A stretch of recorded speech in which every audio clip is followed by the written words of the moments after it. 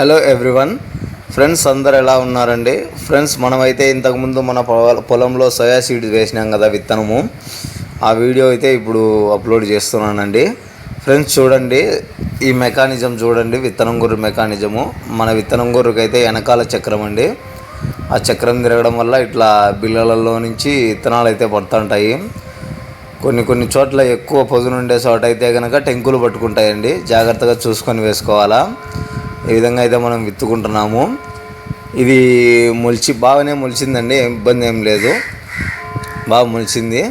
ఒక బెత్తెడు అట్లా ఒక 4 అంగుళాలు అట్లా లోపల వేసుకోవాలి అంతే. ఇది అంతకు మించిన లోపల వేస్తే కొద్దిగా రావడానికి కష్టంగా ఉందండి.